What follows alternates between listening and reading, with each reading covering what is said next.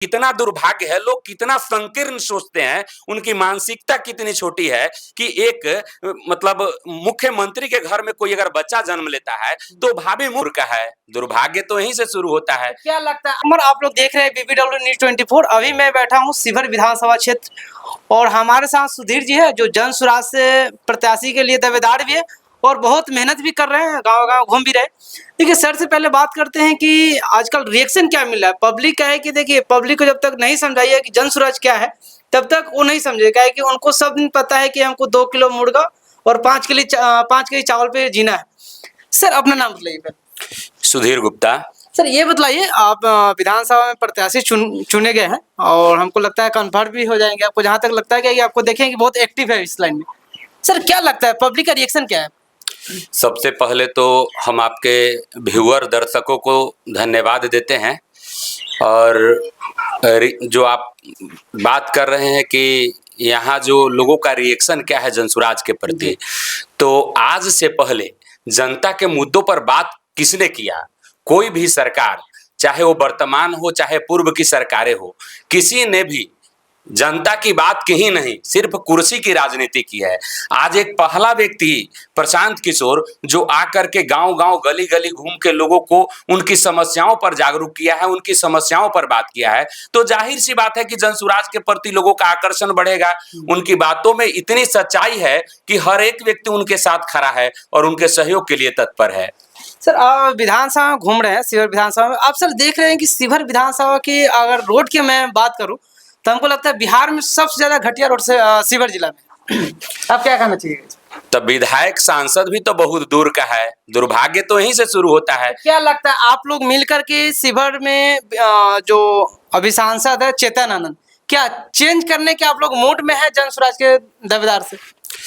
100% है कि चेंज हो जाएगा। लोग जो जनता यहाँ की है उन सब लोगों ने मन बना लिया है कि इस बार वो लोग नहीं, उनको वापस भेज ही दिया जाएगा। इसमें कतई कोई मतलब किंतु परंतु लेकिन नहीं है।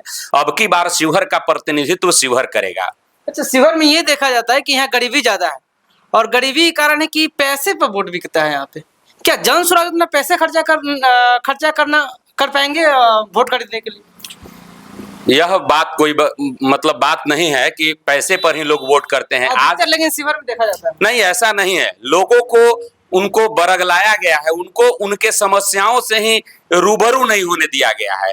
लोग पैसा का लालच देकर के वोट तो ले लिया, लेकिन अब जो प्रतिनिधि जनसुराज से जो उम्मीदवार यहाँ खड़ा होगा वह व्यक्ति उन वोटर से, उस जनता से, हर एक व्यक्ति से अपना बात करेगा। वो बताएगा कि 500 रुपया से हमारे समस्या का समाधान नहीं होना है। कोई 500 रुपया दे करके हमारा 5 लाख का शोषण करता है। इन बातों को जब उनके साथ बैठकर बात किया जाएगा, अपनी बातों को हर एक व्यक्ति तक पहुंचाया जाएगा, तो पैसा असर नहीं करेगा। यहाँ बस जो वादे हैं जनसुराज के वह सबके मन में है, सबके मन में एक छाप पड़ा हुआ है। अभी एक खबर है कुछ देर पहले कि पटना से मनोज भारती जो है प्रदेश अध्यक्ष जन स्वराज का, उनको गिरफ्तार कर लिया गया है। जो मंगल पांडे के इस्तीफा और 11 साल के बच्चे को जो पीएमसीएच में जो घटना हुआ था उस मैटर पे गिरफ्तार किया गया।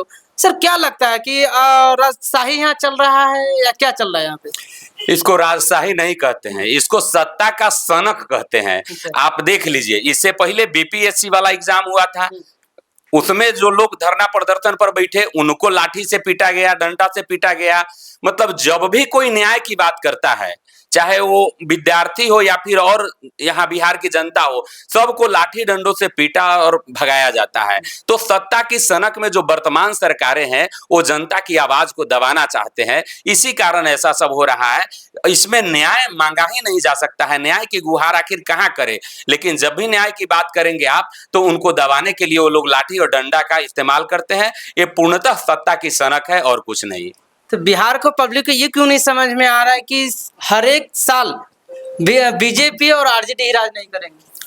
देखिए, जनता की भी कोई गलती नहीं है। इससे पहले जनता के पास विकल्प ही नहीं था। यह पहली बार एक विकल्प जनसुराज आया है। इससे पहले कोई विकल्प ही नहीं था। मतलब आरजेडी को वोट दीजिए या फिर भाजपा को दीजिए या नीतीश को दीजिए, वोट किसी को दीजिए, सरकार नीतीश जी बनाएंगे। किसी के भी साथ मिलकर, तो जनता के पास विकल्प नहीं था। इस बार एक बेहतर और ठोस विकल्प है जनसुराज, और सभी लोग जनसुराज के साथ खड़े होंगे इस बार। सर सभी लोग की बात करें, खैर जन स्वराज के आखिर वोट पब्लिक क्यों देंगे? जनसुराज को जनता इसलिए वोट करेगी कि हर एक व्यक्ति जिस समृद्ध और खुशहाल बिहार का सपना देखता है, जो देखता है कि हमारे बच्चे यहाँ काम करें, बाहर नहीं जाना पड़े, वो सपना जो उसके बच्चे को यहाँ बेहतर शिक्षा देता है, इन सभी सपनों के साकार रूप है जनसुराज।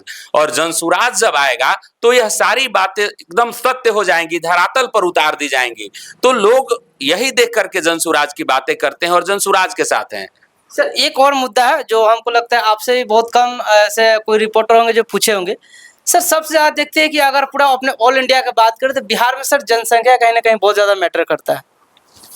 जनसंख्या मैटर करता है, मतलब आप कहना क्या चाह रहे हैं? जनसंख्या बिहार में इतना है कि 14 करोड़ की जनसंख्या, इसको संभालना हमको लगता है हर एक सरकार की कहीं ना कामयाबी साबित होते हैं हर साल। ऐसा थोड़े है, जनसुराज इसको संभालता है। जनसंख्या है तो इसका मतलब थोड़े है अब जिसके परिवार में 20 लोग हैं तो क्या वो अपने परिवार को नहीं संभाल पाता है? 4 ही लोग वाले थोड़े संभाल। आपको ये नहीं लगता है कि अगर एक आदमी को अगर 5 बच्चे होंगे तो उनको गरीबी के कटघरे में जाना पड़ेगा? ऐसा कहाँ है, वहाँ यहाँ तो मुद्दा है मतलब शिक्षा।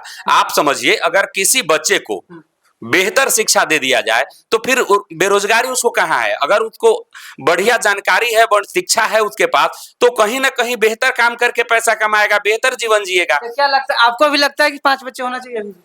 देखिए, यह बात नहीं है, 5 बच्चे नहीं होने चाहिए, इस बात को मैं मानता हूं। मतलब हम दो, हमारे दो का तो नारा ही लोग लगा रहा है, लेकिन फॉलो नहीं ना। नहीं, जितने भी शिक्षित परिवार के लोग हैं आप देखिएगा, उनके पास हमको नहीं लगता है कि 2 से ज्यादा संतानें हैं। अभी तो हम देख रहे बिहार हैं में कितने परसेंट को आप ले रहे हैं?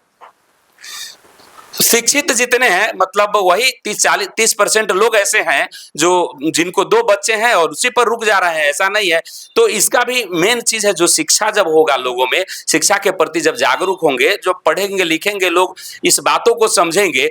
हम हर एक ऐसे परिवार को जानते हैं जिन्होंने हमको कहा है कि भैया अब तो 2 गो के पढ़ावल बड़ा मुश्किल बा, 5 गो बच्चा क्या होई, अब 2 गो के बढ़िया से पढ़ा लिखा के बढ़िया आदमी बनावल जाई। तो इस तरह का बात सब लोग करता है, और इस पर भी जहां तक है धीरे धीरे ही लोग समझ रहे हैं, और जनसंख्या पर भी क्या लगता है जनसुराज आएगा तो जनसंख्या नियंत्रण पे डबल पॉलिसी लगा देगा एकदम पूर्ण रूप से? क्योंकि अगर आप देखे होइएगा, चाइना से अगर हम बात करें, अगर बिहार के अपना बात करते, तो चाइना में जब जनसंख्या बढ़ रहा था तो वहाँ सिंगल हुआ, जब कम रहा था तो डबल कर दिया, फिर अब ट्रिपल हो गया 2021 में। यहाँ अभी जनसंख्या कोई मैटर नहीं करता है। यहाँ सबसे पहला जो है, शिक्षा से लोगों को जोड़ना है, बेहतर शिक्षा उपलब्ध करवाना है। जब व्यक्ति पढ़ेगा लिखेगा समझदार होगा, वह सब चीजों के बारे में किससे क्या नफा क्या नुकसान है वो बेहतर ढंग से समझ पाएगा, और निश्चित है कि जनसंख्या पर रोक लग जाएगा। इतनी जो तीव्र गति से जो बढ़ रहा है उस पर निस्संदेह रोक लग जाएगा। चलिए सर, आप शिवहर विधानसभा क्षेत्र वासियों को आप मैसेज दीजिए कि जनसुराज से कैसे जुड़े, और एक बार कम से कम मौका जरूर दे जनसुराज। आपके माध्यम से हम लोगों को यही बताना चाहते हैं कि हमने पूर्व या वर्तमान की सरकारों को वोट दिया है, लेकिन हमारी समस्याओं पर काम नहीं हुआ। हम आज भी कार्यालय का चक्कर काट करके और बिना पैसे दिए हुए काम नहीं करवा पाते हैं। हमारे बच्चे आज भी पंजाब और हरियाणा जैसे जगहों में जा करके काम कर रहे हैं, और उसके बाद भी यहाँ कोई व्यवस्था नहीं बन पा रही है, ऐसे उद्योग नहीं लग पा रहे हैं, वैसे कारखाने नहीं लग पा रहे हैं। तो वर्तमान की सरकारें है और पूर्व की सरकारें जो अब तक हमको लॉलीपॉप देकर हमारा शोषण किया, हमने वोट दिया, उन्होंने सरकार बनाया, लेकिन उन सरकार में वह सिर्फ सत्ता की मलाई चाटते रहे, हमारे समस्याओं से उनको कोई मतलब नहीं रहा।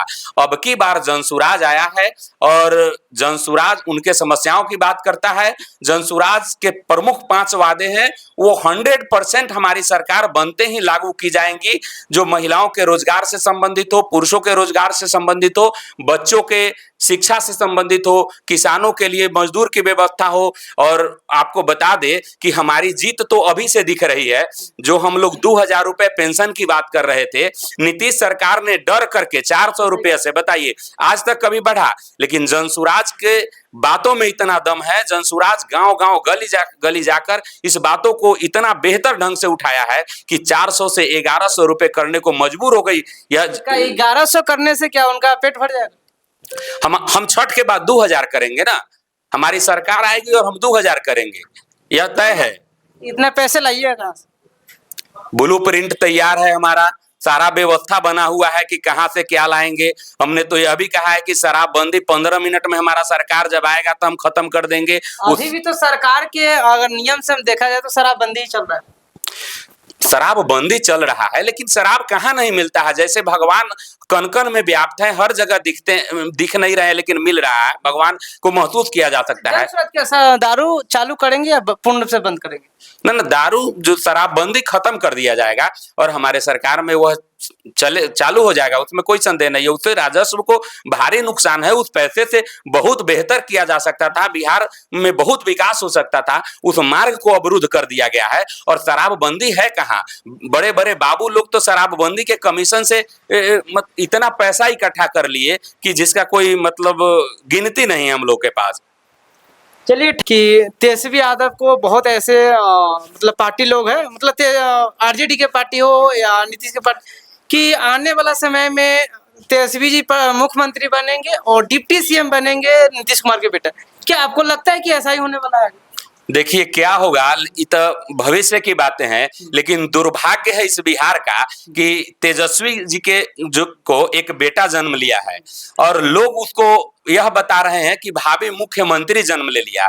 बताइए कितना दुर्भाग्य है, लोग कितना संकीर्ण सोचते हैं, उनकी मानसिकता कितनी छोटी है कि एक मतलब मुख्यमंत्री के घर में कोई अगर बच्चा जन्म लेता है तो भाभी मुख्यमंत्री हो गया। तो इसका तो एकदम क्लियर मतलब यही हुआ कि हमारी जो पीढ़ी दर पीढ़ी है, हमारे दादाजी मजदूर थे तो हमारे पिताजी भी मजदूर होंगे, हम भी मजदूर होंगे, हमारा बेटा मजदूर होगा और हमारे आने वाली पीढ़ियां मजदूर होंगी। बिहार के पब्लिक भी तो उन्हीं को चुन रहे हैं। लोग इसी मानसिकता को बदलने के लिए तो जनसुराज आया है।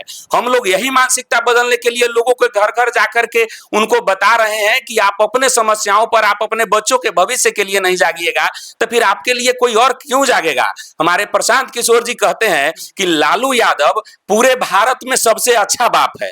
उसका बेटा 9वीं पास नहीं है लेकिन वह चाह रहे हैं कि हमारा बेटा मुख्यमंत्री बन जाए। हम लोग पढ़े लिखे हैं फिर भी हम चाह रहे हैं कि जात के नाम पर उन्हीं को वोट कर दे, धर्म के नाम पर वोट कर दे, हमारा बेटा पंजाब हरियाणा गुजरात में जाके कमाए। तो इससे बड़ा दुर्भाग्य क्या है। तो हम लोग यही बदलने के लिए गांव गांव जा रहे हैं और गली गली लोगों से संपर्क कर रहे हैं और लोगों को यह समझ में भी आ रहा है। लगता है यादव समाज जो है 14% अभी जनसंख्या है बिहार में, क्या उसमें जनसुराज में वोट देने के लिए तैयार है लोग?